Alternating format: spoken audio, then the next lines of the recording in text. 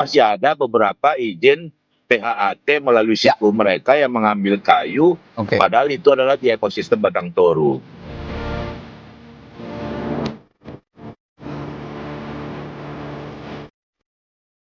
Kalau bisa ya udahlah, untuk kedepannya kita saling menjaga kebersamaan lah, ya kan, supaya hutan kita nggak rusak.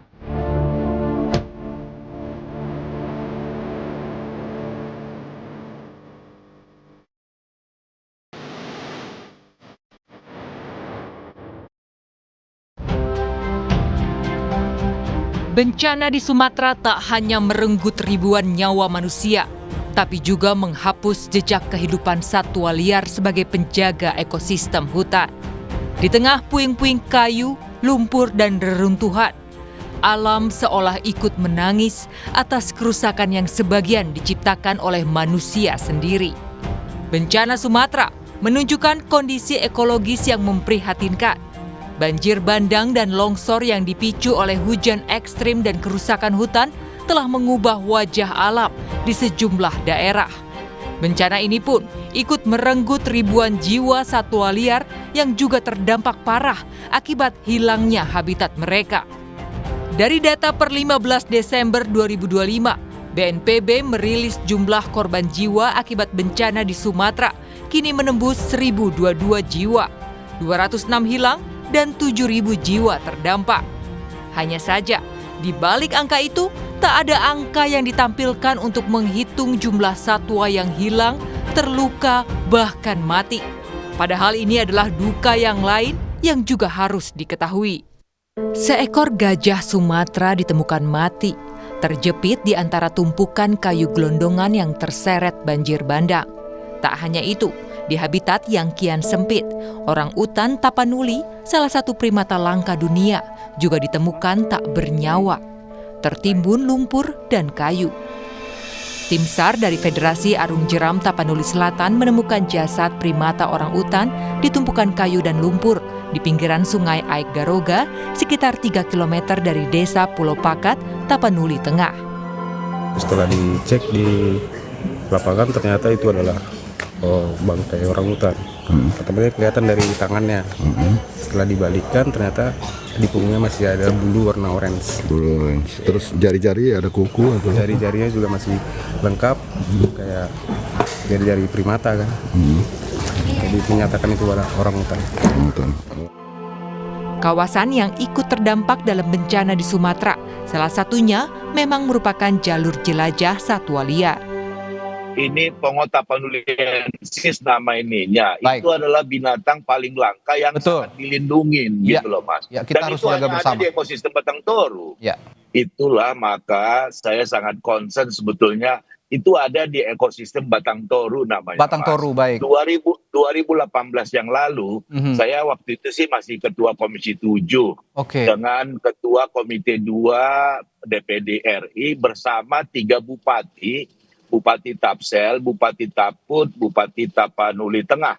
Karena koridor ekosistem Batang Toru itu ada di 3 daerah ini untuk kesepakatan bersama menjaga ekosistem Batang Toru gitu loh. Maka begitu saya bupati di Februari yang lalu, saya sebetulnya sudah melihat bahkan menyurati di Kementerian Kehutanan untuk menjaga ekosistem Batang Toru ini gitu loh Mas. Tetapi masih ada beberapa izin PHAT melalui siku mereka yang mengambil kayu, padahal itu adalah di ekosistem Batang Toru. Ironisnya, di saat manusia jadi penyebab rusaknya alam, justru satwa yang ikut menanggung akibatnya. Padahal dalam kondisi bencana, gajah-gajah Sumatera ikut dikerahkan untuk membantu pemulihan pasca bencana. 4 gajah Sumatera dari Pusat Pelatihan Sare dilibatkan dalam penanganan pasca bencana di Desa Menasahbi, Kabupaten Pidijaya, Aceh. Gajah-gajah tersebut ditugaskan melintasi medan berbahaya di Kecamatan Merah 2 yang tidak terjangkau alat berat. Gajah-gajah ini membantu membersihkan puing dan tumpukan kayu sisa banjir bandang dahsyat 26 November lalu. Pemanfaatan gajah untuk bantuan bencana merupakan praktik yang telah lama dilakukan di Aceh, terutama setelah tsunami dahsyat tahun 2004. Kita perlu melihat ini dalam konteks kedaruratan. Jadi kami melihat bahwa dalam situasi seperti ini, situasi utama situasi darurat ya, segala upaya digunakan untuk membantu mengevakuasi, menyelamatkan masyarakat yang saat ini sedang dalam posisi terdesak, sedang susah, dan kita mencoba melihat dalam perspektif ini. Nah, penggunaan gajah dalam catatan ini, gajah latih ya, ini adalah gajah-gajah yang memang sudah terbiasa berinteraksi dengan manusia, berinteraksi bekerja bersama manusia, bahkan memiliki kedekatan dengan makhluk ya. Ini saya kira dalam situasi ini masih bisa ditolerir. Sepanjang menurut catatan kami yang paling penting adalah jangan sampai kejadian serupa seperti K9 Reno ini terjadi lagi, di mana satwa terjadi kelelahan, capean karena kurang perhatian terhadap pengamatan terhadap kondisinya. Nah, saya kira catatan pentingnya yang perlu kita dorong adalah bagaimana kita memastikan gajah ini tetap bisa membantu, tapi dengan kesejahteraan yang tetap terjaga, terutama terkait dengan kesehatannya, baik fisik maupun mental ya. Memang upaya untuk memonitor kondisi gajah itu menjadi kritikal, apalagi tadi kalau kita lihat gajah memiliki karakter kaki yang unik ya, yang dimana dia punya kandungan lemak yang cukup besar di bagian telapak kakinya itu. Nah, ini juga saya kira kita juga perlu melihat gajah itu sebagai organisme yang adaptif ya, di mana gajah itu juga memiliki kemampuan untuk mensense lingkungannya. Jadi gajah itu tidak seperti mesin yang berjalan apa adanya, maju suruh maju, enggak. Mereka punya kemampuan untuk mendeteksi keberadaan objek-objek yang membahayakan.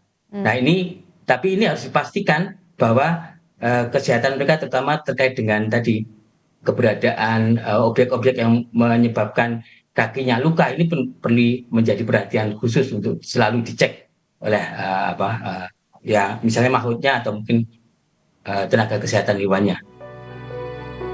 BKSDA Aceh memastikan seluruh gajah dalam kondisi sehat dan mengimbau para perusak hutan untuk melihat kerusakan di Sumatera, kembalikan fungsi hutan seperti yang seharusnya dan jadi rumah bagi satwa-satwa. Harapan saya yang kalau bisa yang udahlah untuk kedepannya kita saling menjaga kebersamaan lah ya kan, supaya hutan kita nggak rusak, satwa juga ya termasuk kita sendirilah ya kan. Itu harapan saya. Entah ada berapa banyak satwa liar yang jadi korban dalam bencana di Sumatera. Namun untuk mencegah jumlahnya terus bertambah, sukarelawan Animal Rescue mencari hewan-hewan liar di tengah puing-puing rumah yang hancur akibat banjir bandang di Kecamatan Palembayan, Kabupaten Agam, Sumatera Barat. Relawan Animal Rescue dari Center of Orang Utan Protection menyusuri lokasi terdampak mencari hewan yang bisa ditolong. Banyak hewan ditemukan dalam kondisi kelaparan, dehidrasi, dan mengalami luka akibat benturan dengan puing-puing. Selain dari kasus trauma, banyak juga yang malnutrisi atau yang kelaparan. Jadi karena kan udah nggak dikasih makan, jadi di situ kami ada kasih bantuan feeding lah, street feeding namanya. Rumah bagi satwa liar kian menyusut. Selama 34 tahun penyusutan hutan mengakibatkan risiko munculnya bencana banjir semakin tinggi. Data ini dibuat oleh analis tim jurnalisme Data Harian Kompas lewat metode tumpang susut, peta peruntukan lahan tahun 2024 dengan titik lokasi banjir.